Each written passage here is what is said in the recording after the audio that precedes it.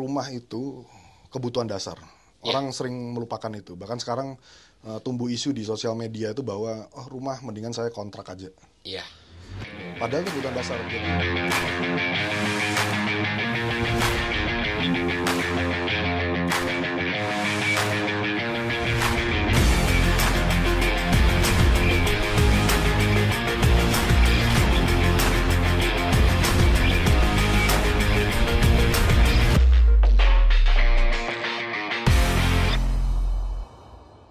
Oke, salam jumpa. Bertemu lagi dengan saya dalam Repodcast. Salam properti. Di sebelah saya ada anak muda yang konsen di industri properti dan juga konsen di teknologi digital atau teknologi propertinya atau yang banyak disebut PropTech, properti teknologi ya. ya, ya. Oke, namanya Bro Reno, lengkapnya Sen Reno. Beliau di DPP posisi apa nih, Bro? Wasekjen bidang properti digital sekarang. Properti digital, terus juga di FIAPSI. Di FIAPSI presiden yang professional committee, tapi saya baru serah terimakan Oh tugas gitu. saya. Ya. Oh, kayaknya kerjaan makin padat nih. Setelah itu ternyata ya saya pikir bakal rileks, tapi justru malah setelah presidensi malah banyak kerjaan baru. Oke. Ya. Nah, selain sebagai developer ya, Reno nih demen terkait PropTech, properti teknologi. Esensinya apa sih hubungannya sih? Jadi PropTech itu ya terminologi dasar sekali ya. Jadi properti bertemu dengan teknologi. Jadi memang dua bidang yang terpisah. Properti sendiri kalau di Indonesia tuh cukup konvensional ya. Jadi adopsi teknologi masih minim. Mungkin kalau dari keseluruhan bisnis proses kan dari supply, pembangunan apa segala, baru cakupannya sekedar marketing teknologi aja. Kita pakai platform, Iya. macam-macam lah namanya ya. Kita nggak perlu sebut satu-satu.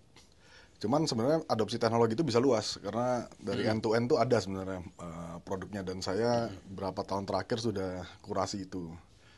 Kurang lebih begitu. Nah, kalau PropTech ya sekali lagi properti bertemu teknologi, makin ke atas itu makin jauh Bang. Nah, peran kita asosiasi ya menjembatan itu. Dan yang pasti lebih mudah ketika kita pemain properti untuk mengundang teknologi masuk.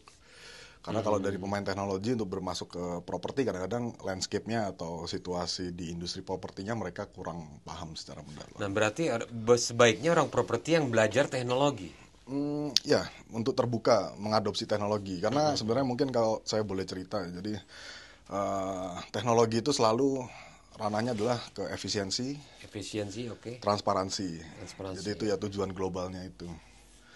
Terutama ya nanti impact-nya kalau kita mau tujuannya adalah untuk affordability, keterjangkauan tentunya.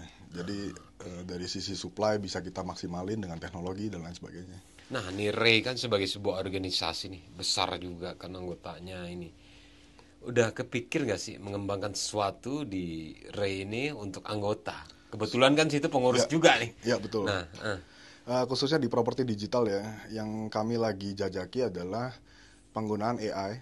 Itu untuk AI. smart system library, jadi untuk pengenalan ketika teman-teman di daerah mau bertanya tentang dudukan hukum dan lain sebagainya, daripada buka berkas yang begitu tebal, tiap kementerian punya dokumentasi sendiri. Oke. Kita lagi siapkan modul AI yang untuk istilahnya churning, jadi untuk mengkonsumsi data tersebut sehingga begitu ada pertanyaan bisa langsung diutarakan lewat WhatsApp, dijawab sesuai kebutuhan saja gitu, on point. Dan tidak stagnan. Jadi kalau mungkin pada tahu ya ChatGPT itu kan library-nya dari Google. Kalau yang kita lagi desain ini bekerjasama dengan perusahaan startup Singapura, lokal pun kita punya pemainnya.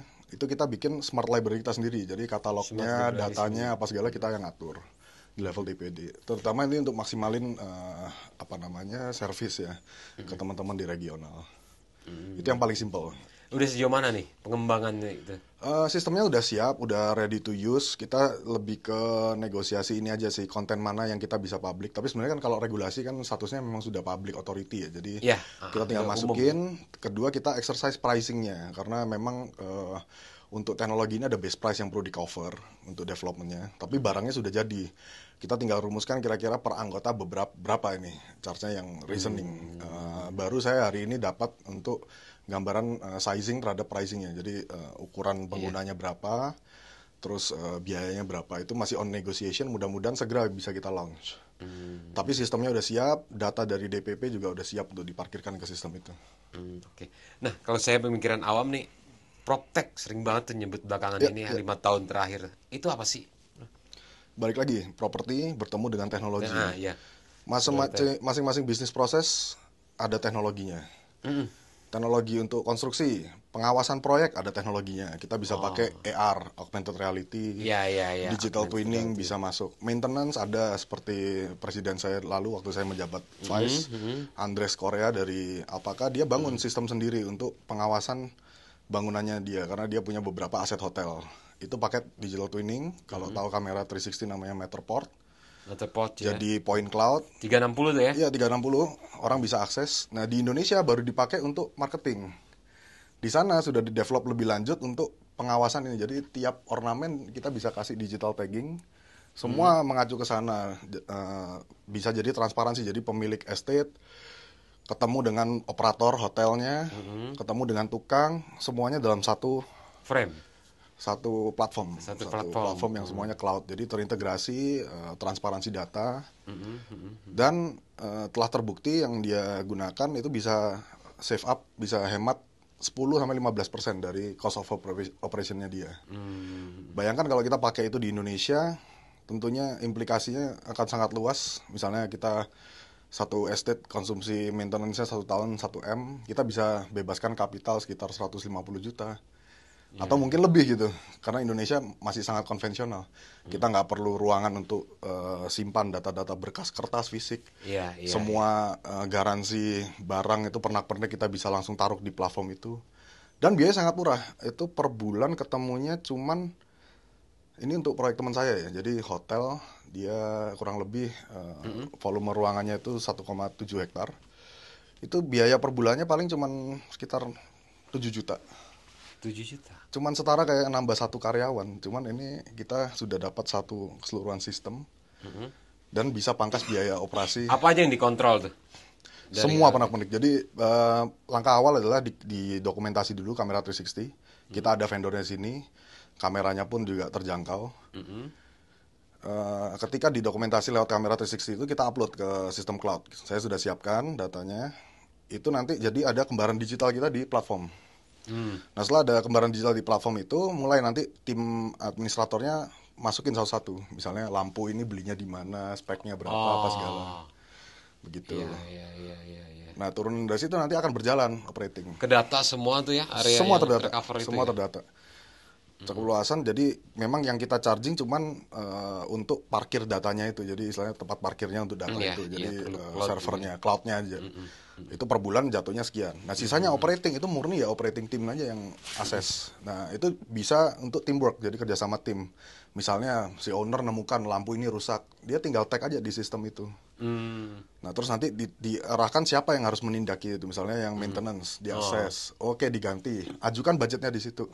Nah semua dikompil, nanti kita bisa fokus ke analisa totalnya. Jadi dapur saya tahun ini konsumsinya biaya sekian, borosnya di Juli, biayanya berapa, historinya gimana. Atau misalnya implikasinya ketika ada yang rusak, kita bisa nge-refer untuk kerjaan yang sama di tahun lalu. Kok tahun ini diajukannya 2 juta, padahal tahun lalu dikerjakan dengan 1,2 juta. Hal-hal seperti itu kita bisa spesifik. Jadi kita benar-benar fokus di kerjaan yang penting. Yang istilahnya redundant atau yang berulang itu yang kayak manajemen kertas, manajemen data apa itu sistem, bisa ya. disingkirkan. Nah kalau untuk anggota RI kan beragam nih, ada yang Ya. bangun rumah premium sampai kelas bawah nih. Kalau yang di kelas bawah gimana nih memanfaatkan PropTech ini? Kelas bawah ya seperti kita pahami ya, Bukan kelas bawah ya, emang mereka bisnisnya ya rumah subsidi, Ya. kelas menengah. Itulah sebenarnya perannya regional offices ya, jadi DPD. Ada satu teknologi yang bisa kita cermati itu yang tren di luar adalah collective procurement. Jadi pengadaan secara kolektif. Pengadaan untuk Material. material. Seperti yang saya terapin di proyek saya yang di Seoul City, Serang. Itu kami begini cara mainnya. Jadi belanja material itu di level developer. Kita nggak lempar ke kontraktor. Nah, ini baru satu development. Nah, kalau teman-teman yang pengembang skala mikro, itu bisa mereplikasikan yang sama. Jadi katakan satu pengembang 10 rumah, pengembang berikutnya 40 rumah, ada yang 20 dan sebagainya. Daripada belanja sendiri-sendiri, kalau organisasi bisa memfasilitasi itu pengadaannya, total butuh batu batanya berapa sih? Ya, ya, ya, ya, ya. Ini simpel matematika aja, Ini jadi baru bata-bata aja ya. ini baru bata aja. Dan komponen lainnya pun bisa mengikuti demikian. Nah, konsolidasinya tinggal di data compilingnya aja, memastikan keabsahannya. Lalu ya manajemen mengatur langsung, kalau bisa ya dipangkas middleman-nya, kita nggak perlu lewat toko bangunan, langsung ke suppliernya mungkin direct. Seperti itu teknologi, jadi perlu dipahami bahwa teknologi itu sebenarnya tools, alat aja. Alat. Lebih kayak alat aja, kayak kita punya yang umum Microsoft Excel, Word, itu kan cuman alat aja. Cuman kerangka kerjanya yang kita optimalisasi. Kemudian kalau misalnya turun ke labor misalnya. Sekarang kan kita bangun rumah satu grup tukang ya. Ya, Kebanyakan di daerah. ada 6 orang sampai 10 orang ya. Ya, nah teknologi simpelnya sebenarnya ada, namanya apa? Teknologi manufacturing. Jadi cara produksi rumah dengan metode seperti pabrikan. Artinya gimana? Timnya dibedah. Jadi kebanyakan saya temukan di daerah itu dari fondasi sampai finishing tukangnya sama. Iya. Padahal housing itu kan komponennya luas ya. Jadi ada sekitar 140 komponen lah. Kalau masuk smart home system Iya. bisa lebih lagi, mungkin 200 lebih. Nah, tukang kalau saya dulu di Australia sempat setahun, itu mereka dibagi per job desk. Jadi bayangkan kalau kita punya project 200 rumah atau 20 lah. Kita bisa punya satu grup tukang yang fokusnya fondasi. Dia hari pertama rumah satu. Begitu selesai mereka pindah ke rumah yang kedua. Masuklah tukang yang ngerjain temboknya, dindingnya. Iya, iya. Jadi kita punya grouping itu. Nah kalau manufacturing bedanya adalah barangnya yang bergerak. Kita punya production line. Seperti pabrik Ford itu kan. Barang masuk mantah, di combine sampai selesai. Susun ya. Kalau ini tukangnya yang bergerak. Tukangnya yang Karena rumahnya statis. Itu adalah teknologi yang bisa dimanfaatin. Jadi ada teknologi itu namanya low tech, jadi teknologi rendah, high tech yang udah computerized, cloud dan lain sebagainya itu high tech. Nah di antara ini sebenarnya banyak sekali jenisnya, klasifikasinya. Kembali lagi yang soal tukangnya yang bergerak. Ya. Itu lebih cepat dibanding yang konvensional. Pasti ada hitungannya dan paling nggak quality-nya bisa dan lebih murah, lebih presisi. Karena apa? Ini pun juga berbicara masalah pemberdayaan tukang. Jadi mereka pun bisa jadi entrepreneur, spesialis. Misalnya kalau dia spesifik ngerjain fondasi, dia bisa invest ke micro batching plant yang harganya cuma 1M. Tapi kerjaan yang dia selesaikan nggak ada cap-nya. Karena mereka nggak perlu bertanggung jawab sampai unit itu selesai. Mereka cuma perlu jago. Ibarat kalau dokter spesialis, tukang pun kalau bisa ada spesialis. Tukang khusus. Udah pernah coba di project sendiri, Bro? Project sendiri sudah. Kita supin berapa jadi yang spesifik. Cuman memang key rule-nya adalah volume. Itu baru bisa bergerak. Kalau enggak nanti kan kasihan dia. Misalnya dia udah invest berat tapi cuman 10. Nah, kalau bicara volume, DPD lah di situ bisa masuk sebenarnya. Iya, banyak. Pandang dari makronya. Udah mulai digaungkan ke DPD nih, ke daerah. Mudah-mudahan lewat podcast ini bisa nyampe lah ke teman-teman di daerah. Nanti kalau mau konsultasi lebih lanjut, pastinya terbuka. Kita bisa bantu kesiapan untuk infrastruktur digitalnya. Tapi kalau skema kerjanya memang ada langkah yang perlu memang lebih, teman-teman daerah pasti tentunya lebih paham. Landscape-nya, kesiapan, kebutuhan mereka sendiri ya. Kulturnya. Ya. Nah selama ini kendala dari teman-teman daerah apa sih terkait? Udah pasti ya macam-macam, tiap daerah pasti problemnya beda-beda. Akses ke material, kita kadang-kadang punya material canggih ya. Seperti project si Bro lah di Serang gimana? Iya, Serang jujurnya tukang kerja kita susah. Itu juga akhirnya masuklah kita namanya teknologi ya smart building material. Artinya kompetensi tukangnya nggak perlu jago-jago banget. Yang saya lagi bangun dengan rekan saya itu pabrik konkrit, kita masukkan machinery dari Jerman. Nanti untuk pabrik ke 6 ke atas kita udah bikin machinery-nya produksi lokal. Tapi ya teknologi presisinya kita ala Jerman. Itu bisa save up cost atau mereduksi harga produksi sekitar 10-15%. Lebih cepat juga, konvensional bisa 3 bulan, ini bisa di bawah 1 bulan. Lebih murah juga karena kita pikirkan logistiknya juga. Dan di nasional target tahun ke depan kita bangun di 5 lokasi. Oke. Sekarang pertama Banten karena memang paling tinggi indeks pembangunannya. Ya. Terus kita juga pikirin untuk penetrasi di Nusantara, di Indonesia ya. Untuk kayak support Nusantara IKN pun kita siapkan udah di Jawa Timur. Terus Batam juga yang ada sifatnya urgency. Nah, itu disebut PropTech nggak seperti itu? Itu PropTech, tapi memang kan yang materialnya, bukan tools. Sama juga toolsnya, jadi cara by way of productionnya itu kan menggunakan teknologi. Jadi satu Menggunakan pabrik, teknologi bayangkan ya. aja itu pabriknya tuh 2 hektar, satu shift cuma 7 orang yang kerja. Salary-nya salary bule semua. Jadi kita mikir keutuhan pemberdayaannya juga. Jadi ya keseluruhan industri nggak ada yang tertinggal akhirnya. Jadi tukangnya pun wealthy, mampu. Mereka pun akan jadi target konsumen kita. Seperti nanti kita misalnya dengan sistem yang tadi Alpaca ya, kita balik lagi. Itu kan ada data centernya, ada data analisnya, ada tenaga yang untuk dokumentasikan 360-nya. Ini kan semua lapangan pekerjaan baru yang bisa disasar teman-teman muda-mudi.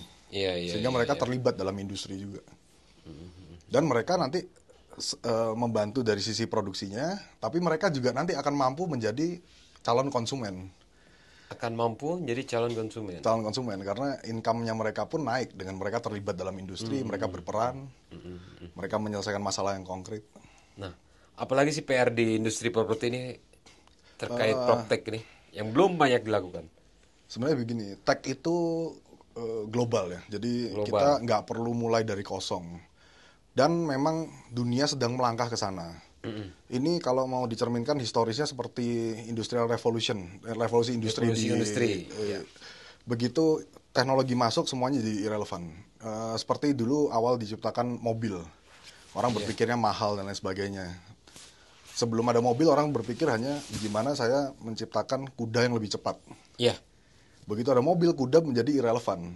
Sekarang punya kuda hal yang langka malah. Jadi olahraga yang sangat mahal. Kebalikannya, teknologi mobil malah ada mobil yang sangat murah sekarang. Lebih mahal kuda daripada mobil gitu. Jadi memang makin banyak adopsinya, teknologi ini sendiri akan murah karena fixed cost-nya bisa dibagi rata. Nah kalau untuk saat ini yang kita gaungkan ya adopsi teknologi itu sendiri. Yang mana nanti juga kita lagi siapkan di Hari Perumahan Nasional tanggal 25 Agustus nanti, itu programnya konsentrasinya PropTech. Dan kita mau melakukan diskusi-diskusi terobosan lintas kementerian, lintas profesional, dan lintas stakeholder untuk sama-sama gimana kita menyambut peluang global ini dan melakukan adopsi di Indonesia sehingga kita nggak ketinggalan, kita bukan cuma penikmat. Iya. Ibarat kayak HP ya, mungkin Android maupun apapun. Iya. Kita nggak cuma jadi user, tapi kita bisa mulai mempersiapkan jadi produsernya. Produsennya. Bahkan campaign tahun depan saya sedang siapkan itu untuk kita bisa ekspor teknologi. Kemana? Nggak usah ke negara berkembang. Negara di bawah kita tuh banyak. Contoh Nigeria, mohon maaf ya. Tapi saya punya vice president saya waktu di Viapsi yang profesional, itu Miss Nigeria. Dan teman saya yang profesional di sana di bawah Kementerian Perumahannya Nigeria. Oke. Mereka capital power besar apa segala, cuman masih lebih konvensional dari kita. Nah, kita ketika siap di sini, kita punya prototype, kita sebenarnya mampu ekspor ke sana. Dan memang sampai sekarang pun, saat ini, dengan saat bicara ini, saya sedang penjajakan untuk ekspor 3 teknologi ke sana. Satu dari Kolombia, satu dari Indonesia, satu lagi sedang on discussion. Nah, saya juga exercise, kita belajar dari situ, gimana kira-kira cara adopsinya, apa yang perlu dipertimbangkan ketika mengekspor. Penyesuaian kulturnya, rebranding. Iya. Tapi teknologi itu semudah itu untuk diekspor. Karena Semudah semuanya udah itu cloud, untuk diekspor. dunia terhubung. Tapi juga kita di pusat nggak cuma main internasional, regional pun kita pikirkan bagaimana teman-teman daerah ini bisa untuk mengadopsi teknologi itu. Kalau untuk teman daerah apa sih yang akan dimulai langkahnya? Kita pastinya gini, saya ada program namanya City Tier List. Jadi kita kategorikan dulu kotanya dari sisi kesiapan. Nah, backbone teknologi ini adalah kepemudaan. Jadi kalau memang Kepemudaan. Ray, saya amatin teman-teman daerah udah banyak yang punya yang professional clubs. Nah, mereka kan pasti lebih melek IT ya, Excel, sorting udah mulai bisa. Karena memang mereka bertumbuh bersama teknologi. Lalu pada masa sekolah juga kurikulum mereka sudah tajam ke teknologi. Nah, saya berharap nanti saya udah ada pembicaraan dengan Diklat untuk di Ray. Kita mulai tajam ke situ. Jadi mudah-mudahan bisa ada pembekalan ke teman-teman regional untuk kita sinkronkan Anggeda.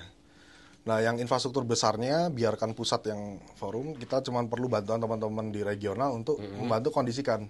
Misal contoh exemplary-nya kayak tadi collective procurement.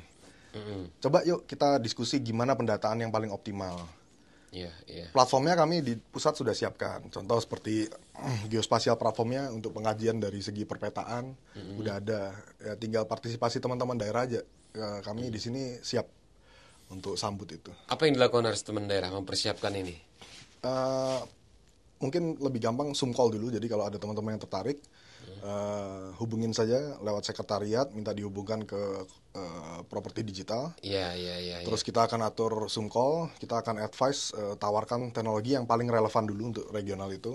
Dan nanti kalau ada pertanyaan Boleh yang curhat konkret, nih ya. bolehlah curhat dulu lah. Kendalanya Ya, ini apa? karena kami juga nggak pingin tawarkan satu solusi untuk semua, karena kami paham Iya, iya. tiap regional itu unik. Iya, Tapi yang perlu karakternya dipastikan, beda, ya betul, kulturnya betul, beda, geografis betul, juga beda ya. treatmentnya pun harus beda. Jadi kita nggak bisa kasih satu solusi yang pasti. Cuman infrastrukturnya kami sudah siapkan. Tinggal kami di sini standby, tunggu respon dari teman-teman di regional. Pingin dibantu apa? Yuk kita konsolidasikan. Gitu. Nah, teknologi ini juga berkaitan sekarang ya dengan sampai ke pemasaran ya. Ya, ya. Gimana nih di Ray sendiri ini Sebenarnya begini. pemanfaatan teknologi untuk pemasaran sudah seperti apa? Oke, pemasaran kita perlu pahami dulu targetnya. Jadi saya punya rumusan ada dua. Jadi kalau sekarang kan backlog memang 12 juta atau udah masuk 13 juta. Pendataan sebaran itu yang paling krusial. Kita Tidak belum ada punya. Tidak ada satupun, mohon maaf, ministry satupun badan yang tahu Iya, kajiannya. Karena titiknya di mana nih yang paling banyak? betul, karena pendekatannya saat ini itu kan angka itu munculnya dari Dukcapil, jadi Iya. data kelahiran. Nah, kepemilikan rumah itu kan belum tentu ketika orang memasuki usia sekian mereka pasti punya rumah. Iya. Nah, Nggak perlu ada ada kalimat lu umur 25 harus punya rumah gitu dalam aturan nggak ada ya. belum, itu kan nggak ditetapkan. Nggak ditetapkan. Terus ada juga yang tinggal dengan kultur juga, balik lagi kultur. Ada yang tinggal di rumah orang tuanya. Ada mungkin kayak di Serang, proyek saya, itu rata-rata keluarga sudah nyiapkan tanah untuk anak-anaknya. Gitu. Nah, jadi dokumentasi data. Kalau mau mengarah ke situ, sebenarnya yang paling mendekati adalah DKI. Jadi balik ke permasalahan sebenarnya begini, gimana kita mau mengentaskan masalah kalau kita nggak tahu lokasi masalahnya. Nah, DKI itu ya kita appraise, punya program namanya, saya lupa nama programnya, tapi yang mereka lakukan adalah mereka membuat platform. Ketika orang butuh rumah mereka mendaftarkan di platform itu, lalu ada asistensinya, tapi ini skopnya hanya DKI. Nasional itu perlu movement semacam ini, dan ini sebenarnya bisa diefektivitas lewat sistem, dan memang kita harus keluar dari zona nyaman kita.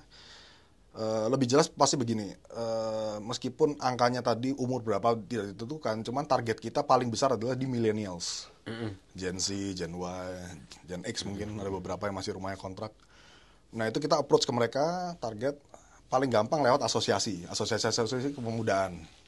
Lebih luas lagi keagamaan, kayak di Katolik ada pemuda Katolik, ada Kristen ada Gamki, Hindu ada sendiri, Buddha ada sendiri, Islam ada PWPM, ada Muhammadiyah, ada GP Ansor. Nah, masuk ke mereka, kita tawarkan sebagai solusi pemilikan rumah. Nah, yang perlu dokumentasi apa sih? Kita sudah tahu constraint-nya ketika mau majukan BI checking itu kan ada ya gaji dan sebagainya itu. Di pusat ada terobosan, contoh kayak yang waktu itu di tahun 2 tahun lalu kalau nggak salah diajukan ATR proximity basis. Makin dekat orang dengan tempat kerja, makin tinggi yang mereka bisa alokasikan untuk pemilikan rumah. Tapi balik lagi, yang penting adalah kita kaji dulu lokasinya. Teknologi saya sudah siapkan, cuman tinggal balik lagi masalah adopsinya. Jadi kita mulai dengan apa yang kita punya, kita proaktif, kita jemput bola, kita ini buat mapping pemasaran dulu. Juga bisa ya berarti ya? Betul. Karakter orangnya ketahuan ya karena ini ya, profilnya. Betul. Dan itu sebenarnya PR bersama ya. Dan balik lagi memang infrastrukturnya belum ada, cuman rumusannya saya sudah punya. Jadi kalau memang ada teman-teman daerah yang merasakan punya panggilan yang sama, kita sebenarnya bisa bikin kolektif body atau badan kolektif untuk menyelesaikan masalah khusus itu. Kalau dari referensi saya dulu itu waktu di Moskow ada satu perusahaan kecil, dia paparan, itu dia ekstraksinya malah data telekomunikasi. Di Indonesia pun saya sudah gerak ke sana, jadi ke untuk Telkom untuk ekstraksi. Jadi data seluler ini kan tahu pergerakan kita. Iya benar. Nah ini bisa sebagai solusi. Jadi misalnya nanti lewat platform orang daftar, kita kasih ada namanya agreement, terms agreement-nya, mungkin sign up. Boleh nggak saya lacak pergerakan Anda selama seminggu? Tujuannya untuk apa? Untuk menentukan best location untuk dia tinggal, sehingga biaya transportasi mereka makin minim. Nah, kajian ini nanti bisa dilempar ke perbankan untuk analisa kredit Pembiayaan. perumahan. Jadi income constraint-nya sama. Jadi gaji boleh nih 10 juta. Tadinya lewat regulasi konvensional dia cuma boleh 30% buat housing. Iya. Tapi ketika dipelajari bahwa dia tinggalnya atau akan tinggal di tempat yang lebih dekat dari tempat dia biasa berkeliling, bisa mungkin Ada 40%, cost yang 50%. terpotong, Jadi income-nya sama-sama 10 juta tapi dia mampu beli unit lebih mahal. Kurang lebih seperti itu rumusannya. Tapi ini pasti butuh biaya development. Lebih gampang lagi sebenarnya kalau ada bisa konsolidasi dengan tenaga kerjaan misalnya. Terhadap pabrik, konsolidasi. Ini bakal ada lapangan kerja sekian. Ya kita kondisikan perumahannya. Tapi intinya ya begitu. Untuk mengatakan backlog itu harus paham sebarannya. Iya. Nah, tapi kita juga nggak bermain pasif. Jadi teknologi ini pun secara nggak langsung juga bantu mengentaskan. Jadi backlog itu satu sisi tadi masalah pemetaan. Problem kedua masalah keterjangkauan. Keterjangkauan, affordable housing. Affordability. Tapi affordability ini kan dua metrik sebenarnya. Masalah supply dan demand. Nah, bagusnya teknologi itu permanfaatnya dua arah ini. Jadi begitu kita pakai teknologi, cost kita bisa kita turunkan. Secara nggak langsung itu juga kita berdayakan anak muda sehingga dia bisa naik daya belinya. Harapannya satu saat titik ini ketemu. Sehingga kita bisa mencapai property boom. Lalu dampak ke depannya ada banyak gap untuk investasi. Bayangkan kita misalnya sekarang existing rumah subsidi di 200 juta katakan average. Yeah. Kita bisa tekan ke 150 juta. Itu kan Karena ada margin karena efisiensi tadi. Belanja material secara kolektif, cara produksi yang lebih tertata dan lain sebagainya. Lalu karena kita berdayakan anak muda lewat penggunaan teknologi, kita misalnya tambah staff untuk inputting data, mereka jadi mampu. Jadi mereka harga unitnya turun, income mereka naik. Sampai ada gap. Nah, gap ini bisa kita putarkan untuk R&D, untuk bikin infrastruktur, untuk bikin mungkin kita ketahanan pangan dan lain sebagainya. Esensinya di situ. sampai juga urusan pemasarannya berarti ini ya. Sekaligus. Sekaligus. Jadi kita selesaikan problem di sisi demand maupun supply-nya. Karena itu yang ayah saya ajarkan. Jadi property development ya sesimpel kita mengintegrasikan antara supply dan demand. Mengintegrasikan supply dan demand. Jadi yang Biar ketemu nih. betul, biar ketemu. Kalau di level developer ya itu perannya CEO. CEO. Nah, kalau nasional harapannya ya asosiasi bisa bermain situ, konsolidator antara supply dan demand. Tujuannya buat apa? Price control sehingga industri kita tuh stabil growth-nya. Kita nggak ada tiap 10 tahun kayak 2008 down, 2018 down lagi slope. Kita bisa maintain itu sehingga pastikan bahwa barang yang kita supply tidak melebihi kebutuhan dan lain sebagainya. Paling nggak cukup lah. Cukup sih itu ya. Iya. Dan terorganize ya jadinya. Betul. Jadi bisa dalam satu daerah, satu provinsi atau DPD ya, Re. Iya. Kebutuhan bata berapa, semen berapa, ini berapa gitu kan. Dan kita bisa predicting juga, misalnya kayak yang kemarin digaungkan di Rakor. Daerah objektifnya berapa, itu kan bisa dispekulasi mulai. Iya. Kita udah bisa antisipasi. Nah, ketika udah tahu kebutuhan volumenya, coba aja di-secure kontraknya dengan term of condition. Kita bakal butuh sekian. Nah, kita kondisikan pemain-pemain pabrik di regional itu untuk siapkan kebutuhan materialnya. Harganya kita setujuin dulu pagunya. Artinya udah nggak ada lagi istilah nih, semen lagi langka nih, besi lagi mahal nih. Jadi dengan teknologi kita bisa prediktif. Ini kan mungkin baru gagasan ya, tapi kalau udah berjalan setahun kita bisa lihat, oh tren tahun sebelumnya gimana, atau per quarter mungkin. Dan produsen juga senang ya.